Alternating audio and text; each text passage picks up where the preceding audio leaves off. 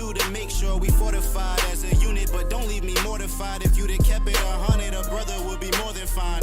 Gave you more than time, gave you some peace of mind. That's why I got some qualms about the way you treated mine. You came close to doing damage to my third eye. Hey guys, welcome back to another video. Before we start, I just want to let you know that if you want to recommend to me different types of top 10s or even give suggestions on what I can read next, make sure to join our Discord community. The link will be in the description. And also, if you aren't yet, subscribe to the channel. It helps a lot. Without further delay, let's get into the video. Number 10 comes with Class Mushoku no Eiyutan. In this world, individuals are assigned a class by the gods upon reaching adulthood, dictating their entire future. Rate, trained to be a holy knight, is unexpectedly labeled as jobless and exiled by his father, the Duke. Forced to survive as a porter, Rate's life takes a drastic turn when he confronts bandits attacking a merchant caravan.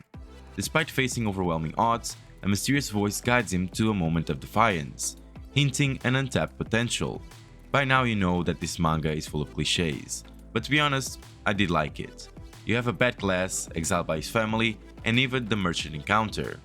While the manga is still in its early stages, it promises a good storyline with a lot of room for new character development and world building.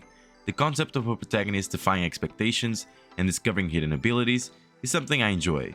Even though it's overly used, it normally sets the stage for an exciting adventure. Overall, while this work is still low on chapters, I do feel like it's something a lot of you would enjoy, and as such, I think you should give it a try, or at least bookmark it for when it has more chapters. In number 9 we have Make You Metro. Make You Metro transports readers to futuristic Tokyo, transformed by the flooding of the metro and contamination of a super fungi. Protagonist Satoshi, accompanied by his partner chipmunk Tamiko, navigates the labyrinth Otsuka Metro, battling metro beasts and consuming their spores to level up and gain bacterial abilities. Their goal: to escape the surface of Shin Tokyo, a reconstructed country following catastrophic collapse. The manga offers a refreshing blend of adventure, strategy, and character development.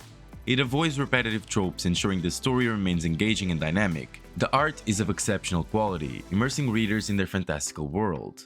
Satoshi and Tamiko are compelling protagonists with distinct personalities and emotions that drive the narrative forward. While other characters await development, the focus remains on the duo's journey. Overall, Make You Metro is a must-read for fans of grinding manga with game elements and strategic battles, so definitely give it a chance. Number 8 comes with A Warrior Exiled by the Hero and His Lover. Todo is expelled from his S-rank party after losing his girlfriend to a hero. However, his encounter with a demon grants him the ability to save experience, quickly boosting him to level 300. With newfound power, Todo forms the Mangyu Brigade, with Kaide easily conquering dungeons and befriending legendary beings. We have seen this type of plot a couple of times, the main character getting kicked out of the party and getting stronger after that. I would draw similarities to Shield Hero. Even though this work is not nearly as good, it's still a very entertaining read. There's a bit of grinding here and there, but that's something I do enjoy. The art is also quite good, which makes for a better reading experience. This work is not incredibly original, or even the top of the line, but it's still something that I think many of you will enjoy, and that's why I included it in this list. So check it out and let me know what you think down in the comments. In number 7 we have Enkyo Gurashi no Maho. This manga introduces us to a mage known as the Lone Demon King, revered as a guardian deity by villagers but destroyed by a magic organization. Reincarnated 200 years later as the second son of an aristocrat, he possesses formidable magic. Opting to live as a human this time, he forgoes thoughts of revenge, instead navigating human life with his lack of common sense while secretly mastering magic as the immortal mage. Despite the somewhat unoriginal premise, the series captivates with its fresh approach and compelling character development. The protagonist's backstory is explained beautifully in a short amount of time, giving readers a sense of sympathy and understanding of the main character. Notably, the character's limitations and analytic nature prevent him from feeling overpowered, adding depth to the story. Overall, Enkyo Gurashi no Maho holds promise with its engaging storyline and well-developed protagonist. With only a few chapters released, I found myself wanting more of the turn of each page, something I recommend you guys try out. Number 6 comes with Monster Guild, the Dark Lord's No Good Comeback. This story has a unique twist on the classic battle between good and evil. After multiple defeats, the Dark Lord devises a cunning plan to ensure his resurrection and enlists a motley crew of misfits to rebuild his empire. Initially, the plot may seem straightforward, but it quickly evolves into a captivating narrative filled with unexpected twists and moments of despair. While I won't spoil the specifics, the manga delves into interesting themes and character dynamics that keep readers hooked. However, it takes a few chapters to truly find its stride, so I recommend sticking around for at least 14 chapters before making a judgment. Additionally, the fight scenes can be somewhat confusing to follow, although the overall artwork is amazing.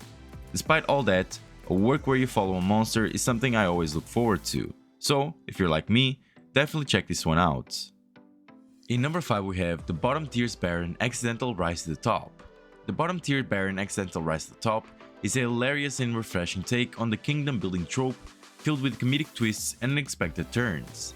Rise Babylon, inheriting a barony, initially aims for a comfortable life, but finds himself embroiled in a whirlwind of political intrigue and unexpected popularity.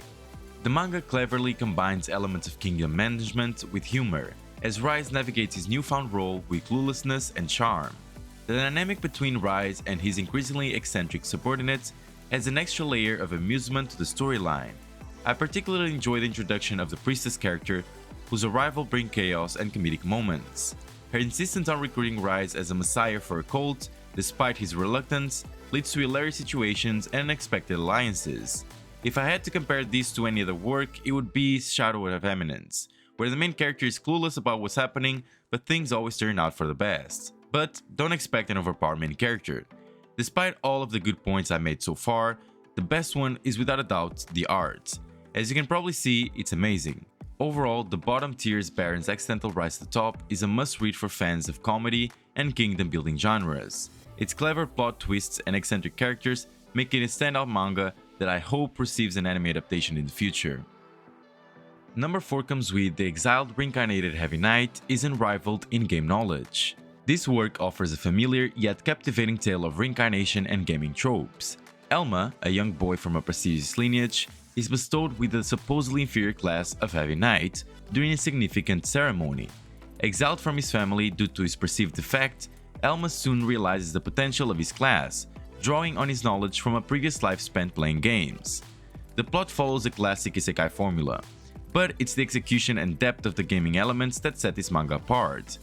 Elma's determination to defy expectations and excel in his newfound world is inspiring, and his strategic use of game knowledge adds layers of intrigue to the narrative.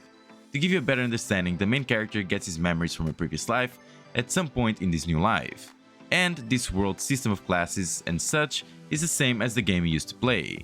Overall, The Exiled Reincarnated Heavy Knight is a hidden gem in the isekai genre. While it may adhere to familiar tropes, its engaging storyline and exploration of gaming dynamics make it a worthwhile read for the fans of the genre. In number 3 we have Living in This World with Cut and Paste. Living in This World with Cut and Paste presents a fascinating premise set in a world where individuals are granted special abilities called skills by a divine entity upon reaching adulthood. Our protagonist is blessed with not one but 2 skills, propelling them into the realm of heroes. The plot promises a thrilling journey filled with action and discovery, as the protagonist navigates this world of unique powers and challenges. However, the abundance of skills introduced throughout the story can become overwhelming and challenging to keep track of. Overall, Living in This World with Cut and Paste delivers an engaging narrative with its exploration of skills and the protagonist's rise to heroism. As you may have guessed, he has a skill of cutting other people or monsters' skills and pasting it to himself.